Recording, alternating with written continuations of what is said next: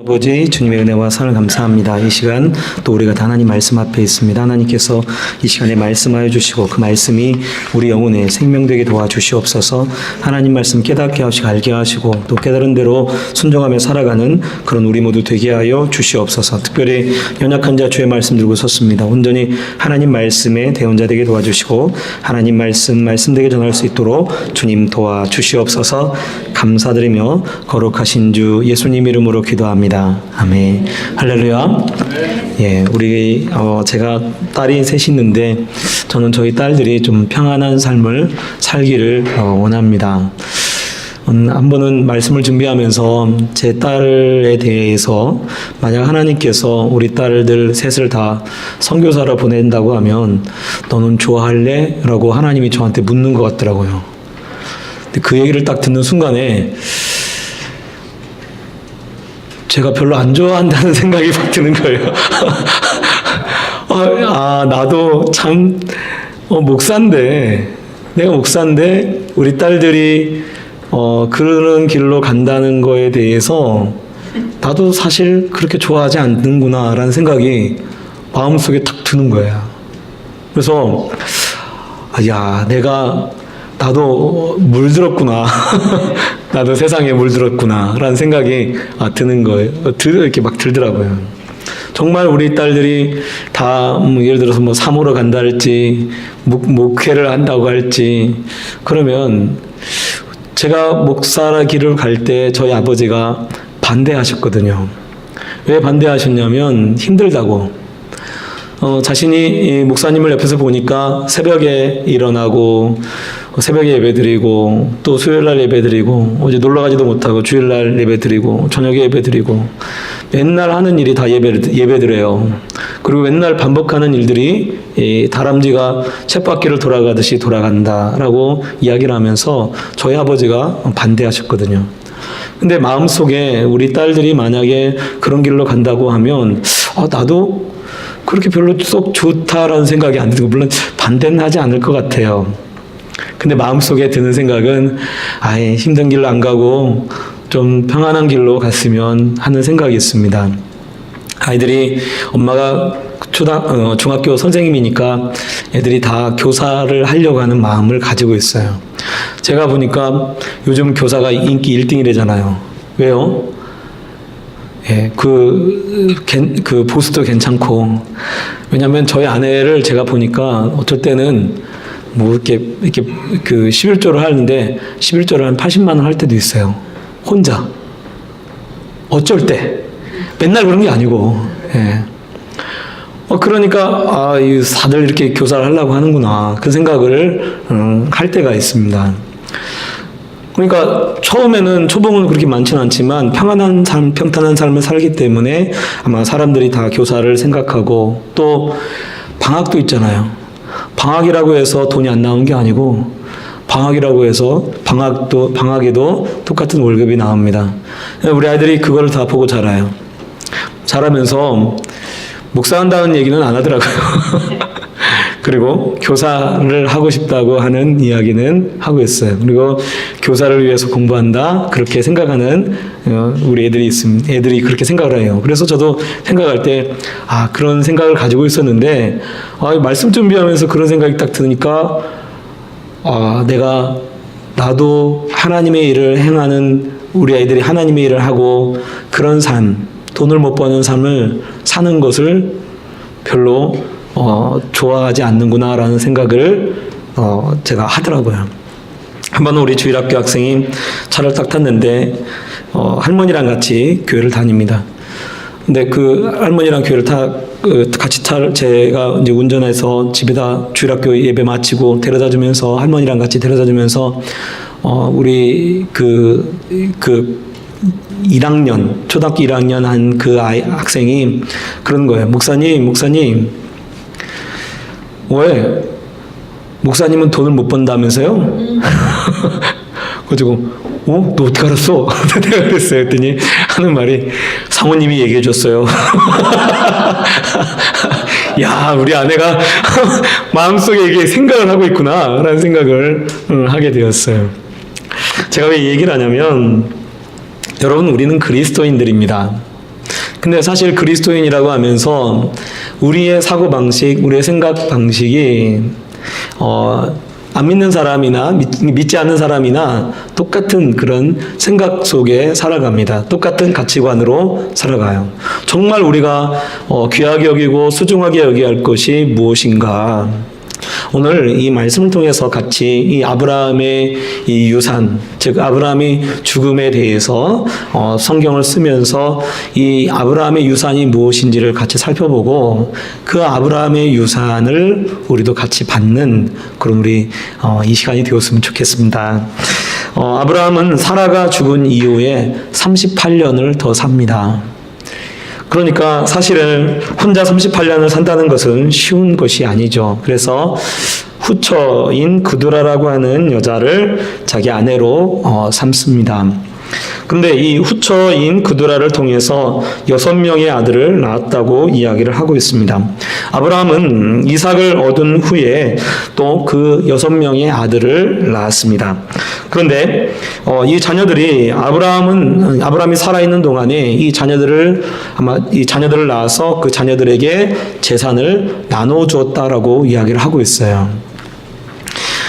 말씀을 보면, 근데, 우리 25절 5절에 보면, 우리 5절을 한번 이 주보에 나와 있으니까 같이 한번 읽어볼까요? 5절 시작.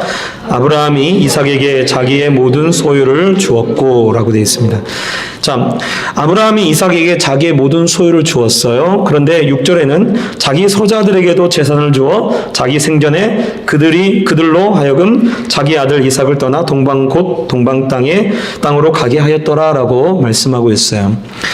자, 여기 말씀해 보면 이삭에게는 자기 모든 소유를 주었다라고 말씀합니다. 그런데 그 다음 구절에는 모든 소유를 다 이삭에게 주었는데 또 그의 자녀들에게, 그의 서자들에게도 재산을 나누어 주었다라고 이야기를 합니다. 보면 말씀이 이게 좀 대치가 되는 것 같아요. 왜냐하면 이삭에게는 모든 걸 다 주었다라고 얘기해놓고 그 다음 절에는 또 서자들에게도 재산을 나누어 주었다라고 이야기를 합니다. 여러분, 이 당시에 장자에게는 장자권을 허락하고 장자에게 주는 그 재산 분배의 방식이 있습니다. 장자는요 2배를 주는 거예요. 2몫을 줍니다. 그러니까 n분의 1로 나눠서 n분의 1 중에 2배는 장자에게 주고 나머지는 n분의 1로 나눠서 나눠주는 거예요. 그러니까 사실은요, 이삭에게 모든 소유를 주었다라고 했을 때 이것은요, 재물의 2배를 준 것을 말합니다. n분의 1로 나눠서 지금 이 6명의 아들이 있으니까 2몫을 줘야 하니까 8분의 1로 나눠서 8분의 2, 4분의 1은 누구에게 주냐면 이삭에게 주고 나머지 8분의 그 6은 그 아들들에게 나눠서 주었던 것을 말해요. 왜냐하면 이것을 어디서 추측할 수 있냐면 이삭에 관한 이야기에 보면 이삭이 이 창세기 26장에 그가 마침내 거부가 되어 라고 하는 표현을 쓰고 있습니다. 원래 아브라함은요 거부예요. 그래서 아브라함이 어느 곳에 가든지 어느 땅에 블레셋 땅에 가면 블레셋 임금이 아브라함과 연혼관계를 맺으려고 하고 그가 애굽으로 갔더니 애굽에 있는 애굽의 바로가 그와 연혼관계를 맺으려고 합니다. 그만큼 원래 아브라함은 원래 거부였습니다. 근데 아브라함의 그 모든 재산을 이삭이 다 물려받았으면 이삭은요 마침내 거부라고 하는 표현을 쓸 필요가 없습니다. 이미 이삭은 그런 거부의 이 반열에 들어가 있었던 거예요. 왜냐하면 아브라함이 그 당시에 롯을 구해낼 때 보면 집에서 길 이은 사람이 380명이 있어요. 그리고 아브라함의 재산이 한 번도 축나지 않았습니다. 오히려 재산이 더 늘어나고 더 하나님께서 복을 주시고 그 땅에서 가장 큰 자가 되어지죠. 나중에 사라가 죽은 다음에 막벨라 굴을 얻을 때에도 보면 거기에 있는 족속들이 뭐라고 하냐면 당신은 우리 중에서 제일 큰 자다라고 얘기를 합니다. 그러니까 이미 사실은요 이미 부자예요. 그러면 그 이삭에게 모든 재물을 다 줬나? 그러지 않아요. 그 당시 법상 n분의 1로 줘서 그냥 n분의 1의 2배만 준 거예요. 그런데 왜 성경은 오늘 말씀에 이삭에게 자기의 모든 소유를 주었다라고 이야기를 할까? 또 이해가 되지 않는 것이 또 하나가 있는데, 이스마엘, 여러분이 잘 아는 아브라함의 첫 번째 어떻게 보면 장자였던 이스마엘을 아브라함이 쫓아낼 때는 어떻게 하냐면 하갈과 함께 쫓아냅니다. 쫓아내는데 가죽에다가 물 한 부대에다가 그냥 그 빵 몇 개 해가지고 내보내버려요. 아브라함이 부자였을 때입니다. 그때 부자였을 때예요. 굉장히 재산이 많을 때예요. 그러면 사실 이해가 잘 안 돼요. 왜냐하면 아니 아들을 보냈는데 그것도 정말 자기의 막 고민하고 이 아들을 쫓아내니까 막 고민하고 막 고민했을 때 하나님이 사람 말이 옳다, 쫓아내라, 내보내라, 그렇게 얘기했단 말이에요. 그러니까 그때 그 말을 듣고 쫓아내는데, 내보내는데,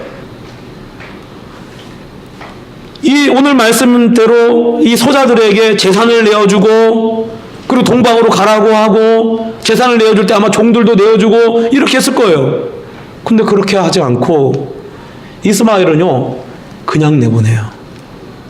그냥 내보냅니다. 그래서 사실은 이스마엘은요 아브라함한테 받은 것이요 물밖에 없어요. 물 조금, 빵 조금. 이게 아브라함이 이스마엘에게 물려준 거예요.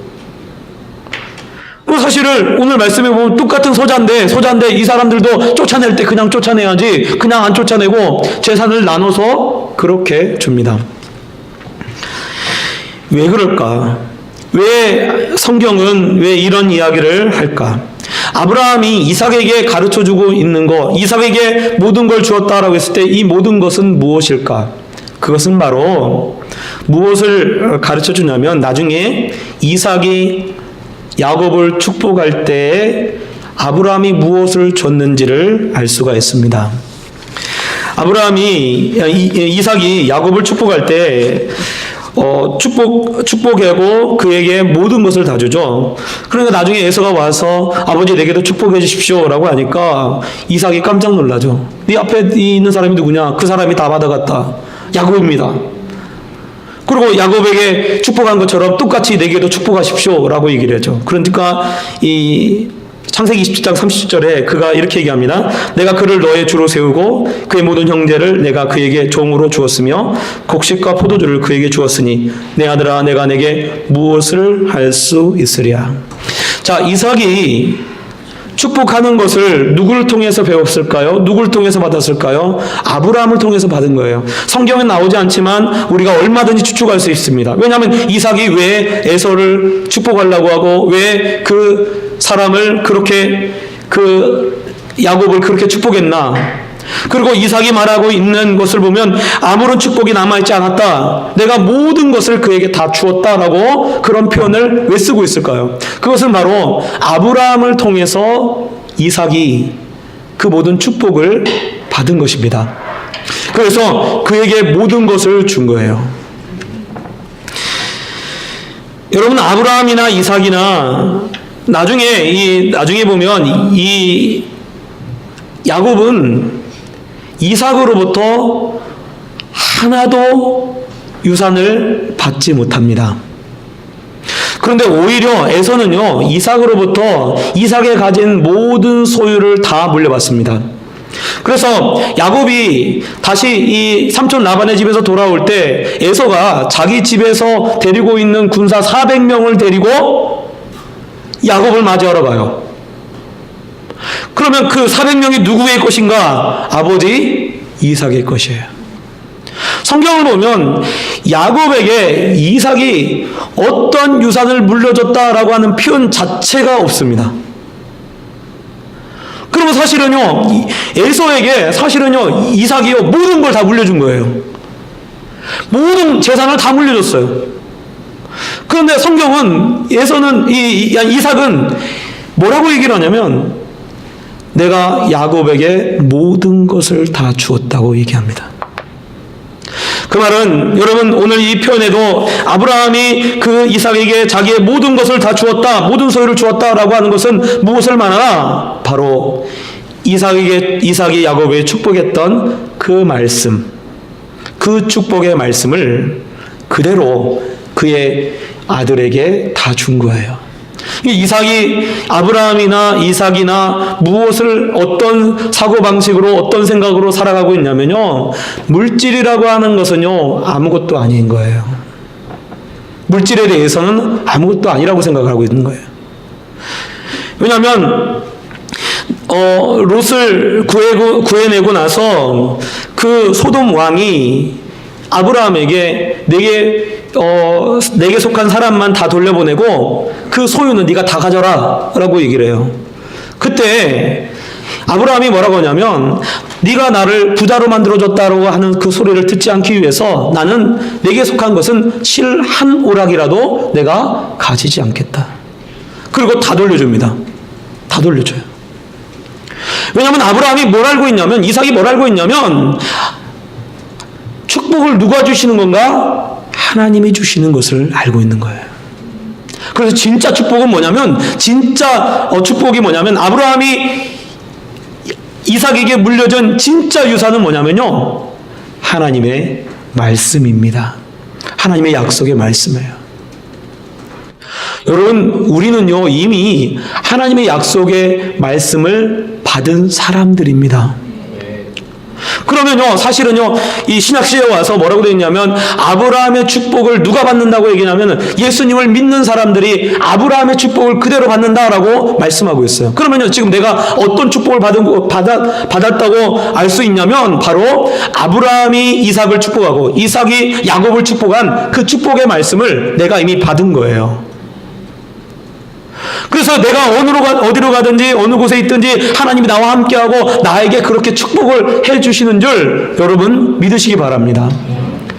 만약에요, 로또에 당첨될 줄 하나님이 꿈에 딱 나타나가지고, 야, 이번에 번호는 36번, 72번, 72번 없지, 36번, 60번, 53번, 17번, 그 다음에 27번, 32번 이렇게 됐다.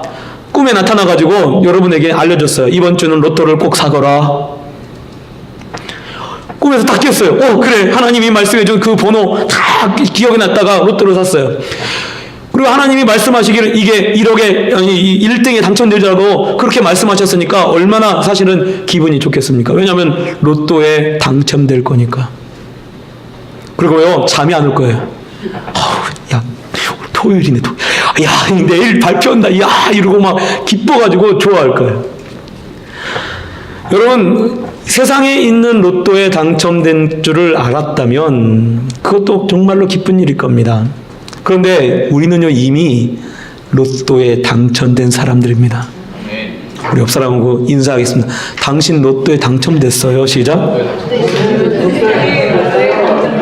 네. 아니, 로또에 당첨됐다니까요. 제가요, 우리 교인들한테 막 그런 얘기를 막 해요. 하나님의 말씀이 축복입니다. 말씀을 믿고 나가면 하나님이 다 해주십니다. 그리고 그렇게 막 얘기를 해요. 그랬더니 어떤 권사님이 그래요. 목사님은 맨날 말씀만 있으면 다 된다고 그러네. 근데요, 제가요, 하나님 말씀만 믿고 나가니까, 하나님 말씀 믿고 사니까요, 되더라고요. 할렐루야. 정말로 하나님 말씀 믿고 사니까 돼요. 근데 여러분 생각해 보세요. 목사가 말씀대로 살면 안 됩니다. 말씀대로 살아보니까 안 되더라고요. 그러니까요, 말씀은 말씀이고 삶은 삶이에요. 그러니까 그대로 사세요. 목사 아니죠. 정말로 말씀대로 살아보니까요, 말씀 믿고 살아보니까요, 하나님이요 다 채워주셔요. 하나님이 먹이시고 입히시고요 다 기르셔요. 하나님이 다 도와주시고요 함께 해주십니다. 기가 막힌 일들, 정말 생각지 못한 일들이요 막 이 교회 안에 있어요. 항상. 여러분, 우리가 하나님 말씀이 진짜라고 하는 것을 믿어야 돼요. 아브라함이요 다른 걸 물려주려고 하지 않았어요. 그럼 왜 이스마엘에게는 왜 아무것도 주지 않았나? 이스마엘에게는요 하나님의 약속의 말씀이 있었어요. 내가 그도 네 자식이니까 그로 큰 민족을 이루게 하리라 라고 하는 그 말씀을 이스마엘에게 주셨어요.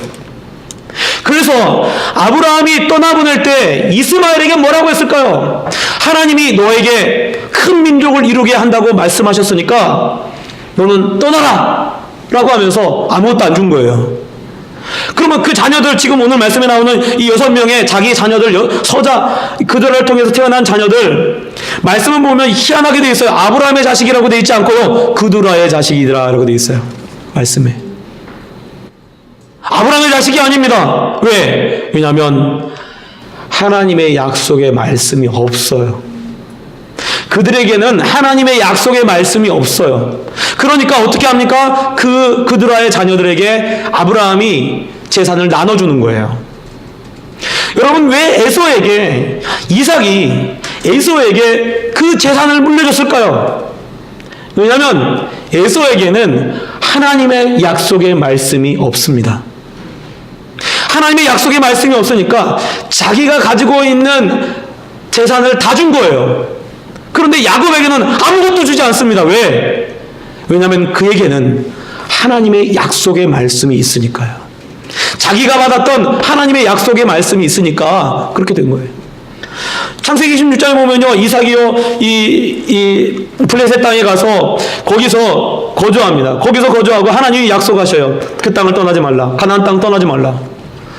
이삭은요, 가나안 땅을 떠나지 않습니다.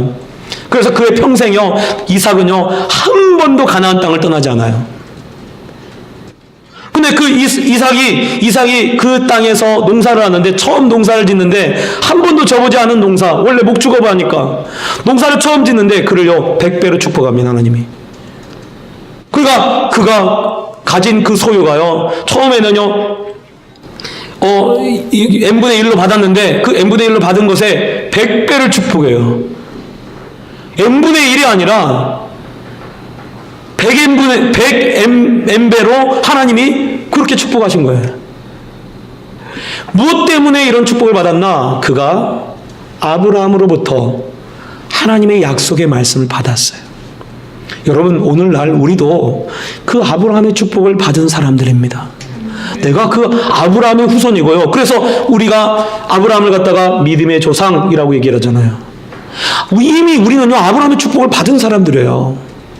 근데 자꾸 우리 마음속에 뭘 바라냐면, 아우 부럽다, 아우 저 사람 돈, 부럽네, 직업, 또 뭐 다른 거, 자녀가 너무 잘 돼, 그런 거 부러워요. 여러분, 우리가 진짜로 부러워야 할 게 무엇이냐면 영적인 축복을 부러워하시기 바랍니다. 하나님을 더 가까이 하고 하나님 말씀대로 되어지는 것을 보는 것을 더 여러분 부러워해야 될 줄입니다. 에서가 나중에 막 울면서 아버지한테 내게도 축복하소서, 내게도 축복하소서 막 그렇게 얘기를 하죠. 그때서야 뒤늦은 후회를 하고 있었던 거예요.